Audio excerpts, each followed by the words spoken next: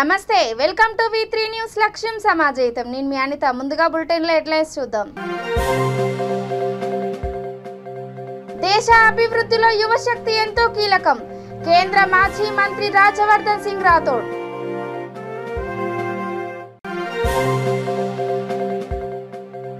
నల్లపోచమ్మ తల్లికి మొట్టమొదటి బోనం సమర్పణ తొలి బోనం ఉత్సవాన్ని ఘనంగా నిర్వహించిన జనగామ కుమ్మరులు మండలాలను అస్తవ్యస్తంగా విడదీస్తూ పరిపాలన ప్రజా చైతన్య యాత్రలో జనగామ జిల్లా జేఏసీ చైర్మన్ భైరవ భట్ల చక్రధర్ ఆగ్రహం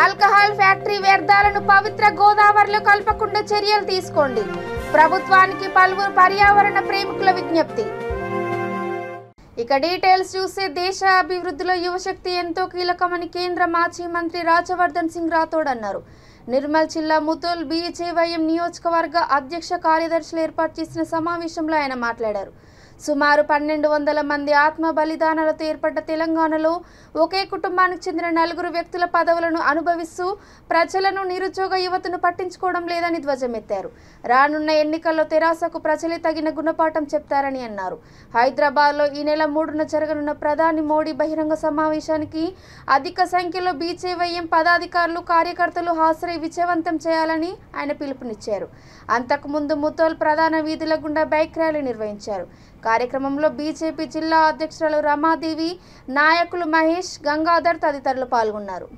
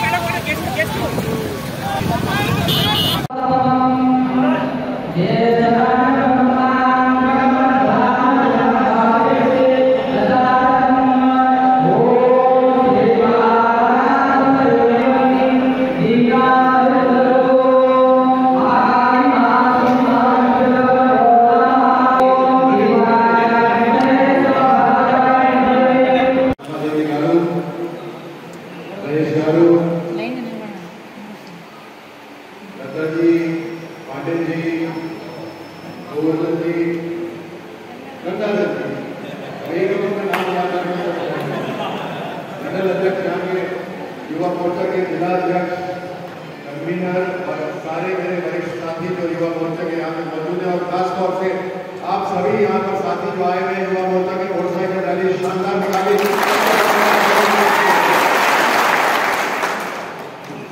खासतौर से आप सबसे मिलने आया हूँ मैं दिल्ली से और प्रधानमंत्री मोदी जी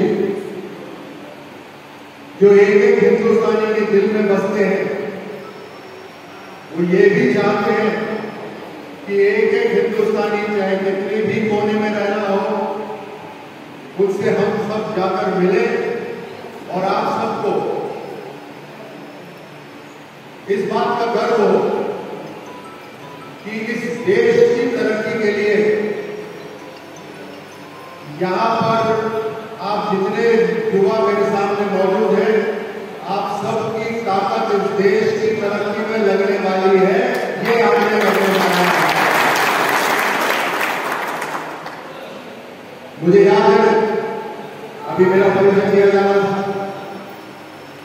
संक्षिप्त में बताता हूं कि 16 साल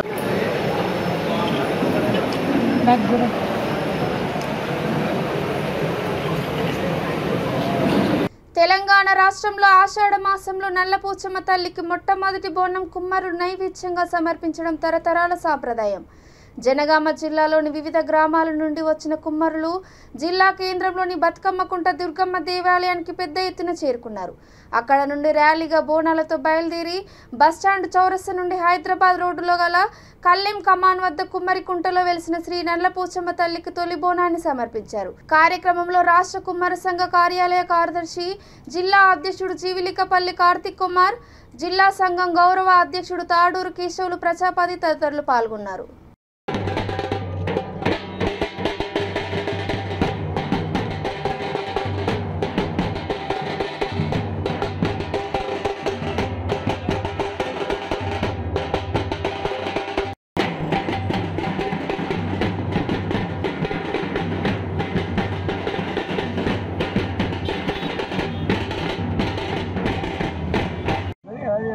పోచమ్మ జై పోచమ్మ జై కుమ్మరి జై ప్రజాపతి. ఈరోజు రాష్ట్ర వ్యాప్తంగా తెలంగాణ రాష్ట్ర కుమ్మరి సంఘం ఆధ్వర్యంలో తొలి బోనం సమర్పించడం జరుగుతుంది. ఇది తరతరాలుగా ఆనవాయితీగా వస్తుంది. కుమ్మరులు తొలి బోనం సమర్పించిన తర్వాత అందరూ బోనాల పండుగ అనేటిది స్టార్ట్ అవుతుంది. ఈ తొలి బోనము అనేటిది ఏదైతే తొలి బోనం అయితే ఉందో దీన్ని మొత్తం రాష్ట్ర వ్యాప్తంగా మేము తొలి బోనం అనేటిది తెలియజేయడం జరుగుతుంది. ఇది గోల్కొండలోని జగదాంబ అమ్మవారికి ఎప్పుడైతే తొలి బోనం ఎక్కుతుందో అదే తొలి బోనం అన్ని రాష్ట్రం నలుమూలల జిల్లాలో ప్రతి జిల్లాలో తొలి బోనం సమర్పించాలని మా యొక్క రాష్ట్ర కమిటీ అనేది నిర్ణయించడం జరిగింది. తొలి బోనం సమర్పిస్తూ అమ్మవారికి మొత్తం రాష్ట్రం మొత్తం ఆరోగ్యంగా అష్టైశ్వర్యాలతోటి పంటలు వృద్ధిగా పండాలనే ఉద్దేశంతో అమ్మవారికి సమర్పించడం జరుగుతుంది. సమర్పించి కోరుకోవడం జరుగుతుంది. రాష్ట్ర ప్రజలందరూ సుఖశాంతులతోటి ఉండాలనేది మా కోరిక. కుమ్మర్లు తొలి బోనం సమర్పించిన తర్వాత బోనాలు అనేటిది నిర్వహించడం జరుగుతుంది. పొట్టుతోటే ఎంపీ కానీ దొరలు కానీ ఎమ్మెల్యే కానీ ఎంపీ కానీ ప్రతి ఒక్కరు మాతోటే పొట్టు పెట్టించుకుంటారు, మాతోటే నీళ్లు తాగుతారు. మేము అంటే కుల విధాలు కాకుండా అయ్యగారు ఎట్లా గుళ్ళు ఎట్లా చేస్తాడో మేము దేవతల దగ్గర కూడా సేవ చేస్తాము, పూజలు చేస్తాము, పొట్టు అనేది మేము పెడతాం. కాబట్టి ఆ ఉద్దేశంతో ఆ రకంగా అమ్మవారికి మొట్టమొదటి సంప్రదించాలని చేసినాం. జై తెలంగాణ. నిర్మల్ జిల్లా బాసరకు ఎగువన గోదావరి నదిపై నిర్మించిన వివాదాస్పద బాబ్లీ ప్రాజెక్టు గేట్లను ఎత్తివేయనున్నారు. సుప్రీంకోర్టు ఆదేశాలతో ప్రతి ఏటా జూలై 1 నుండి అక్టోబర్ 28 వరకు బాబ్లీ గేట్లను ఎత్తివేశారు. ఈ కార్యక్రమానికి తెలంగాణ, ఏపీ, మహారాష్ట్ర సిడబ్ల్యూసి నీటిపారుదల శాఖ బాబ్లీ బంధార కృతి సమితి సభ్యులు, అధికారులు హాజరు కానున్నారు. బాబ్లీ గేట్ల ఎత్తివేయనున్న నేపథ్యంలో బాసర వద్ద గోదావరిలోకి భారీగా నీళ్లు వచ్చి చేరనున్నాయి. ఇదే అదనుగా భావించి ఓ కాలువ ద్వారా ఏడాది పాటు నిల్వ ఉంచిన ఆల్కహాల్ ఫ్యాక్టరీ వ్యర్థాలను పవిత్ర నదిలో కలిపే అవకాశం ఉంది. దీంతో నదికి పెనుముప్పు ఏర్పడే అవకాశం ఉందని పర్యావరణ ప్రేమికులు ఆందోళన వ్యక్తం చేస్తున్నారు. నదిలో వ్యర్థాలను కలపకుండా చర్యలు తీసుకోవాలని వారు కోరుతున్నారు.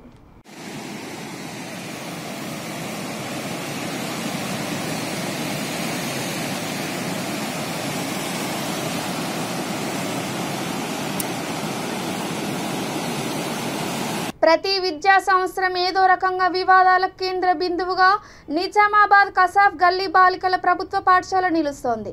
నాసి రకం ఆహారం, పురుగులతో కూడిన కూరలు మధ్యాహ్నం భోజనం ఏజెన్సీ వారు పెడుతున్నారంటూ విద్యార్థులతో కలిసి వైఎస్ఆర్సీపీ జిల్లా నాయకుడు బుస్సాపూర్ శంకర్ ఆందోళన వ్యక్తం చేశారు. స్థానిక అధికారుల పర్యవేక్షణ లోపం వల్ల ఈ దుస్థితి నెలకొందని ఆయన విమర్శించారు. పలువురు విద్యార్థులు మీడియాతో మాట్లాడుతూ తమకు ప్రతిరోజు నాసిరకం భోజనం అందిస్తున్నప్పటికీ స్కూల్ ఇన్ఛార్జి హెచ్ఎంలకు ఎన్నిసార్లు విన్నపించినప్పటికీ పట్టించుకోవడం లేదని వాపోయారు. ఈ కార్యక్రమంలో పలువురు వైఎస్ఆర్సీపీ నాయకులు పాల్గొన్నారు.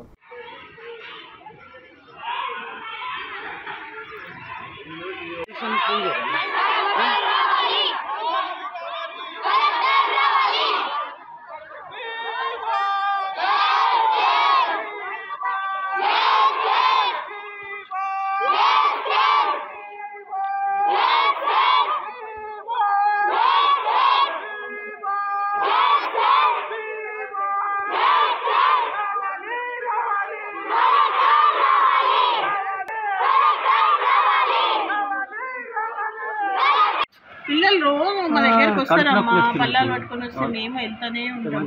అందరూ మీద పడుతున్నారని మా మీదనే ఇది చేస్తాం.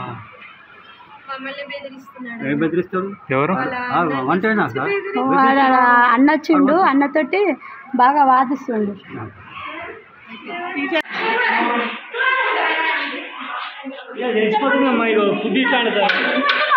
కాదమ్మా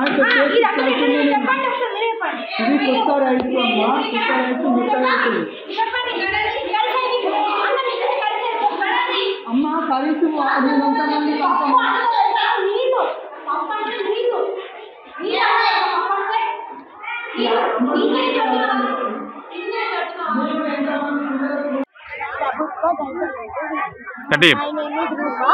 నేను మా క్లాస్లో అంత ఓల్పడి అక్కడికి వానవర్షంలో మొత్తం చినుకులు బ్యాగ్ వచ్చి వాష్రూమ్స్ బాగుంటుంది.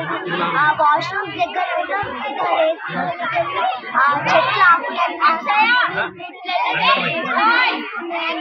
గట్టి చెప్పమ్మా. అన్నం సరిగ్గా మొత్తం బాగుంటుంది.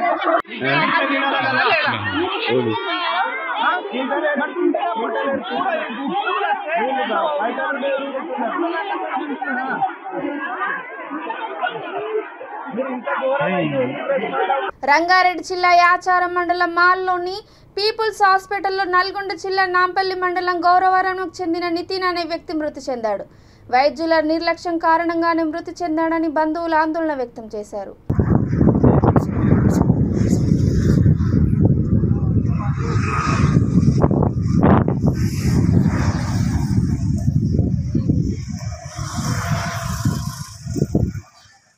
ట్రీట్మెంట్ చేస్తూనే నేను సార్ ఏంటంటే మేము చేసేది మేము చేస్తూనే ఉన్నాం.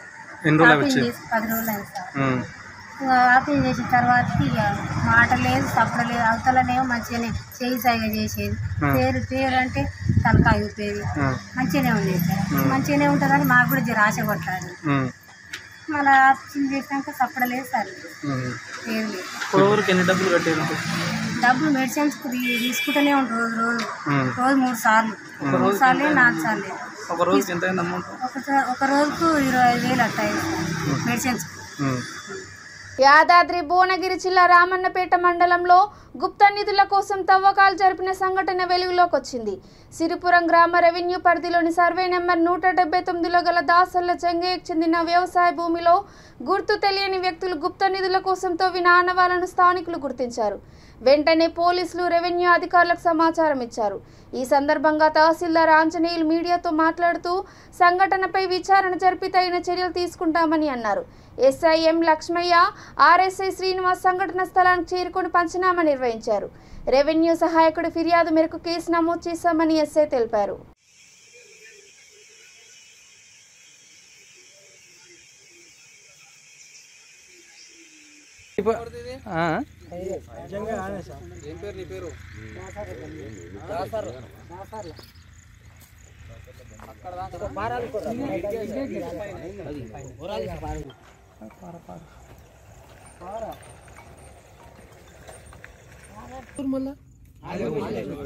కొంచెం కూర్పి గుర్తుపట్టకుండా చేయాలి.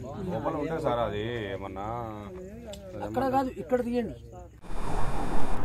27 తేదీ రోజు అర్ధరాత్రి సమయంలో సిరిపురం గ్రామ రెవెన్యూ శివార్లో సర్వే నెంబర్ 179లో కాసర్ల జంగయ్య తండ్రి మల్లయ్య అనే పెదకాపర్తి నివాసం ఉన్న రైతుది సిరిపురం గ్రామంలో వారి పొలంలో వారి చిలక పొలంలో గుర్తు తెలియని వ్యక్తులు సుమారు 1 గుంట భూమిలో గుట్ట నీళ్ళ కోసం తవ్వకాలు జరిపినట్టు మాకు సమాచారం వచ్చింది. నిన్న పోలీసు వారితో యుక్తంగా వెళ్ళి విచారణ చేయడం జరిగింది. మరి అక్కడ సుమారు 3 ఫీట్ల వరకు కూడా మేము తవ్వి చూసినాము. అక్కడ ఏమైనా అనుమానాస్పదంగా కూడా ఎవరైనా చంపి బొందబెట్టి అనే ఉద్దేశంలో కూడా అక్కడ ఏం దొరకలేదు. అక్కడ ఏదో క్షుద్ర పూజలు చేసినట్టు ఆనవాళ్ళు ఉన్నాయి. ఒక కుండను కూడా పలగొట్టి ముక్కలు ముక్కలుగా ఉన్నది. ఇతరాత్ర అక్కడనైతే గుప్త నిధులు లభ్యమైనట్టుగా ఆనవాళ్ళు అయితే లేవు. అటు విషయంలో పోలీసు వాళ్ళకు లెటర్ పెట్టినాం. విచారణ కొనసాగుతుంది ప్రస్తుతం. బూత్ స్థాయిలో బీజేపీని పటిష్టపరచాలని కేంద్ర మంత్రి జనరల్ వికే సింగ్ అన్నారు. సూర్యాపేట జిల్లా కేంద్రంలో పార్టీ రాష్ట్ర ఉపాధ్యక్షుడు సంకినేని వెంకటేశ్వరరావుతో కలిసి విలేకరుల సమావేశంలో ఆయన మాట్లాడారు.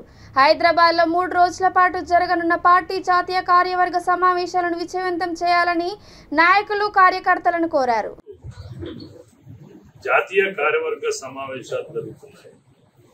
జాతీయ నాయకత్వంతో పాటుగా కేంద్ర ప్రభుత్వం, భారతదేశంలో ఉన్న భారతీయ జనతా పార్టీ ముఖ్యమంత్రులు కానీ, క్యాబినెట్ మినిస్టర్స్ కానీ, కేంద్ర పదాధికారులు, భారతీయ జాతీయ పార్టీ మొత్తం కూడా 3 రోజులు హైదరాబాద్లో ఉండదు.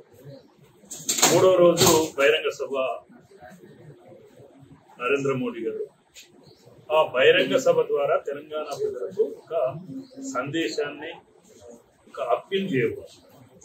ప్రధానంగా ఇష్యూ ఏంటంటే 8 సంవత్సరాల్లో కేంద్ర ప్రభుత్వం నరేంద్ర మోడీ గారి నాయకత్వంలో దేశ భద్రత విషయంలో కానీ, దేశ సమగ్రత విషయంలో కానీ, దేశ అభివృద్ధి విషయంలో కానీ, దేశంలో బిలో పవర్టీ కింద ఉన్న పేదవాళ్ళ కోసం అనేక సంక్షేమ పథకాలను తీసుకురావడం. 8 సంవత్సరాలు ప్రధానంగా ఈరోజు బాలాజీ గార్డెన్ లో బూత్ అధ్యక్షులతో, శక్తి కేంద్రం ఇన్ఛార్జీలు, మండల పదాధికారులు, మోర్చా అధ్యక్ష కార్యదర్శుల సమావేశం. దాని తర్వాత శక్తి కేంద్రం ఇన్ఛార్జ్, అంటే శక్తి కేంద్రం అంటే ఒక శక్తి కేంద్రంలో 3 బూతులు. ఈరోజు ఈ సమావేశం తర్వాత 16వ వార్డులో శ్రీరామ్ నగర్ లో శక్తి కేంద్ర సమావేశంలో. దాని తర్వాత పాత సూర్యాపేట శక్తి కేంద్రం 4 బూతులు. ఆ శక్తి కేంద్రం కందగట్ల 5 బూతులు అంటే బూత్ అధ్యక్షులు, బూత్ కమిటీ సభ్యులు, ఆ పై స్థాయి నాయకులతో ఇక్కడున్న పార్టీ అంతర్గత పార్టీ పరిస్థితి కానీ, రెండోది ప్రభుత్వ పరంగా తెలంగాణ ప్రభుత్వ आज हम लोग जो राष्ट्रीय कार्यकारिणी होने वाला हैदराबाद में उसके लिए आए थे और उसके अंदर पार्टी ने फैसला किया कि हम लोग जितना भी अलग अलग विधानसभा क्षेत्र है उसके अंदर जाएं, लोगों से मिलें और उस सिलसिले के अंदर सूर्यपेटा के अंदर आज हमारा आना हुआ है।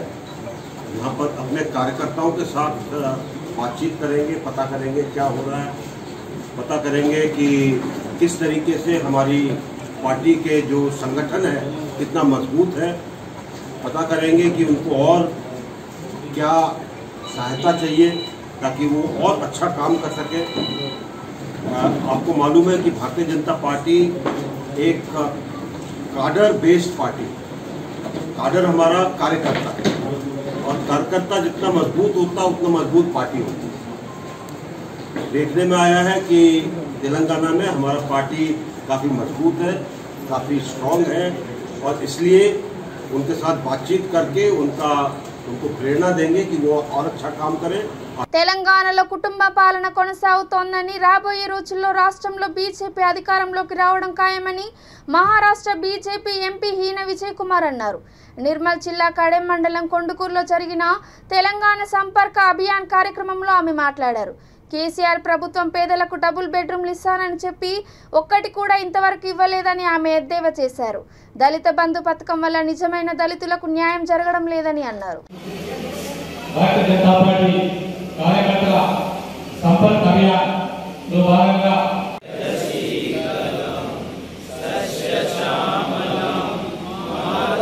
इसमें प्रमुख रूप से यहाँ उपस्थित फॉर्मर एमपी, आपके हमारे सबके नेता आदरणीय रमेश राठौर जी, राष्ट्रीय कार्यकारिणी की बैठक 2 और 3 जुलाई को हैदराबाद यहाँ होने वाली है। उसके 2 दिन पहले, मतलब 48 आवर्स पहले, सभी राष्ट्रीय पदाधिकारियों को एक विधानसभा की प्रवास की जिम्मेदारी दी है। 119 विधानसभा जो तेलंगाना के हैं, सभी 119 विधानसभा में राष्ट्रीय कार्यकारिणी के सभी एक पदाधिकारी हर विधानसभा में जाने वाले हैं, प्रवास करने वाले हैं। और मैं आज ये खानापुर विधानसभा में इसी कार्यक्रम के अंतर्गत आई हूँ। केंद्र सरकार को 8 साल पूरे हुए हैं और यह यशस्वी 8 साल में क्या क्या योजनाएं किस तरह से केंद्र सरकार ने पहुँचाई है, यह हर अपनी व्यक्ति तक पहुँचाने का काम भारतीय जनता पार्टी के हर एक कार्यकर्ता का है। और हमारे भारतीय जनता पार्टी खानापुर विधानसभा के 4 मंडल के सभी पदाधिकारी, सभी मोर्चे और सभी आघाड़ी के सभी प्रमुख पदाधिकारी और कार्यकर्ताओं की आज यहाँ बैठक हुई। उसमें क्या क्या काम अभी तक 8 साल में केंद्र सरकार ने किया है और जो भी योजनाएं केंद्र सरकार की है लेकिन राज्य सरकार उन्हें यहाँ सही ढंग से इम्प्लीमेंट नहीं होने दे रहा है, उसके बारे में भी यहाँ कार्यकर्ताओं के साथ इसी व्यवस्था में चर्चा हुई और आने वाले समय में जो 2023 में तेलंगाना में विधानसभा चुनाव जो होने वाले हैं विधानसभा चुनाव की दृष्टि से भी कार्यकर्ताओं ने क्या तैयारी करनी है उसके बारे में भी मार्गदर्शन। జనగామ జిల్లాలోని చేర్యాలను రెవెన్యూ డివిజన్గా ప్రకటించాలని కోరుతూ చేపట్టిన ప్రజా చైతన్య యాత్ర ఇంకా కొనసాగుతోంది. మద్దూరు మండలంలోని సలాకపూర్, మర్మాముల, లద్దునూరు, ధర్మారం, మద్దూరు గ్రామాల్లో ఈ యాత్ర సాగింది. రెవెన్యూ డివిజన్ అంశంపై ప్రజలతో మమేకమై వారిని చైతన్యం చేస్తున్నామని జేఏసీ చైర్మన్ భైరవ్ పట్ల చక్రధర్ తెలిపారు. ప్రజల ఆకాంక్ష అభిష్టం మేరకు పరిపాలన చేయాలని, అందుకు విరుద్ధంగా మండలాలను అస్తవ్యస్తంగా విడదీస్తూ పరిపాలన సాగిస్తున్నారని ధ్వజమెత్తారు. దూల్మిట్ట, మద్దూరు, కొమురవెల్లి, చేర్యాల మండలాలతో చేర్యాల రెవెన్యూ డివిజన్గా ప్రకటించాలని ఆయన డిమాండ్ చేశారు. ఈ కార్యక్రమంలో జేఏసీ కన్వీనర్ గద్దల మహేందర్, వివిధ పార్టీల నాయకులు పాల్గొన్నారు.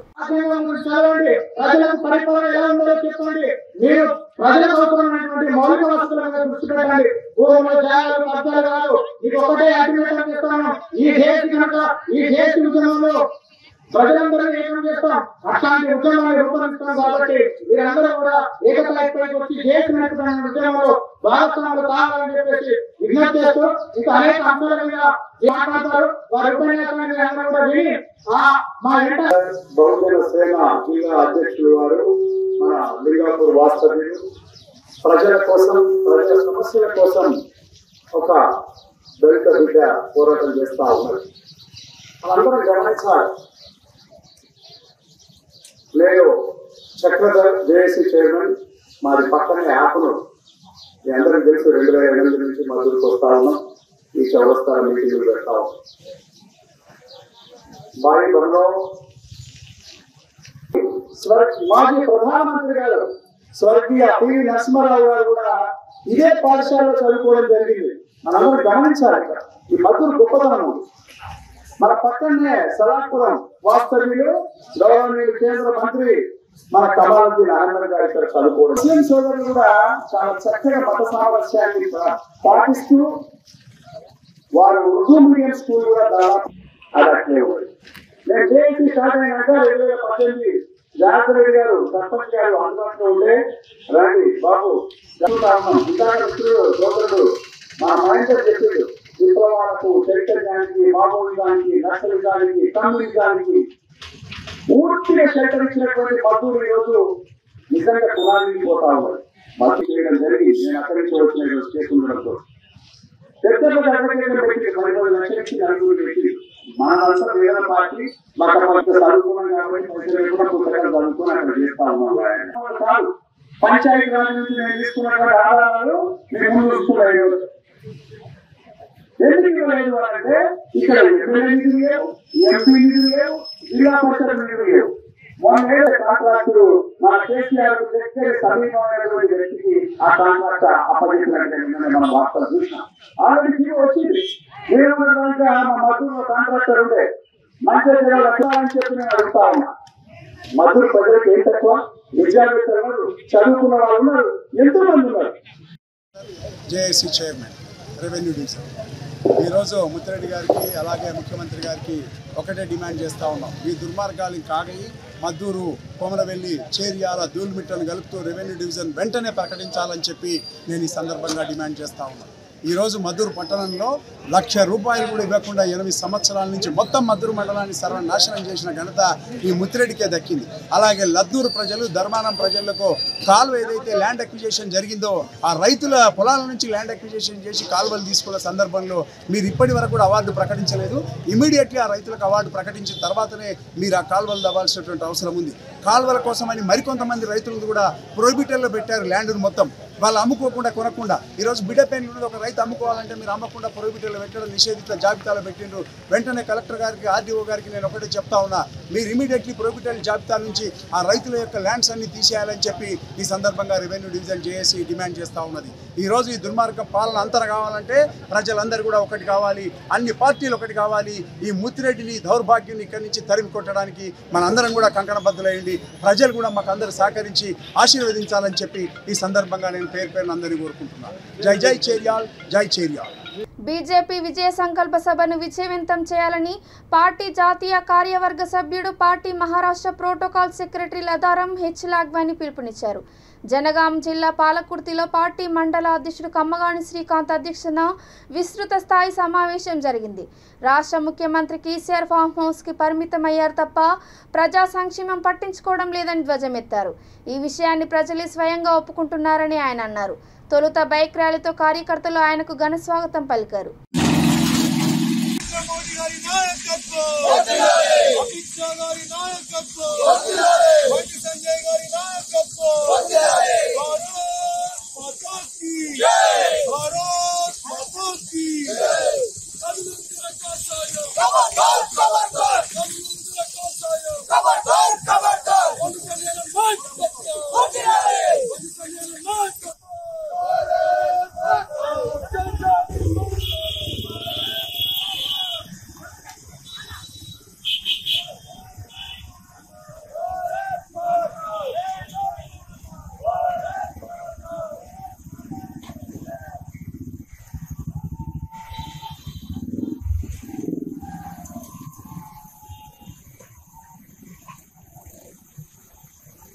ग्राम पंचायत जैसी जगह पे इतने कार्यकर्ता इकट्ठा होना ये दिख रहा है कि भविष्य भारतीय जनता पार्टी का है। आप लोगों ने पिछले 3.5 साल में टीआरएस का शासन देखा है। आप लोग समझ गए होंगे कि ये तुष्टीकरण का राज्य है।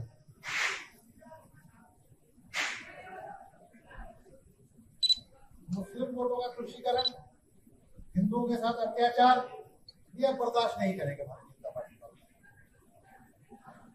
आपने देखा होगा महाराष्ट्र की राजनीति, आप टीवी पे देखते होंगे कि तुष्टीकरण की राजनीति का परिणाम क्या हुआ था। ये तुष्टीकरण की राजनीति, हमारे महाराष्ट्र में बाला साहब ठाकरे ने हिंदुओं को शक्ति देने के लिए एक संगठन खड़ा किया शिवसेना। जब तक वो जीवित रहे तब तक उन्होंने हिंदुत्व का झंडा उठा के रखा। मैं आप लोगों को बताना चाहता हूं, जम्मू कश्मीर में अमरनाथ यात्रा निकलती है, आप लोगों को पता होगा, भगवान शंकर की अमरनाथ यात्रा है, आप लोग कई लोगों को पता होगा। जब बाला साहब ठाकरे जिंदा थे, 1992 की बात है, उस जमाने में आतंकवादियों ने धमकी दी थी हिंदुओं को, अगर कोई अमरनाथ यात्रा के लिए यहाँ आएगा तो उसको जिंदा नहीं जाएगा। बाला साहब ठाकरे वो शेर दिल थे, लायन टाइप बात की थी। उन्होंने टीवी पे इंटरव्यू दिया कि सारे जितने भी देश के मुसलमान हैं उसका विमान हज करने के लिए मुंबई से जाता है। मैं देखता हूँ एक भी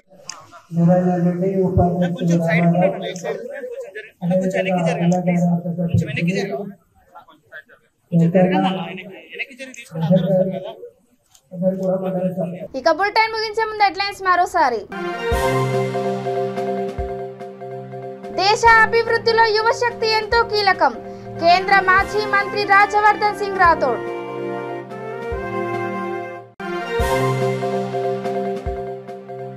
నల్లపోచమ్మ తల్లికి మొట్టమొదటి బోనం సమర్పణ, తొలి బోనం ఉత్సవాన్ని ఘనంగా నిర్వహించిన జనగామ కుమ్మరులు. మండలాలను అస్తవ్యస్తంగా విడదీస్తూ పరిపాలన, ప్రజా చైతన్య యాత్రలో జనగామ జిల్లా జేఏసీ చైర్మన్ భైరవ భట్ల చక్రధర్ ఆగ్రహం.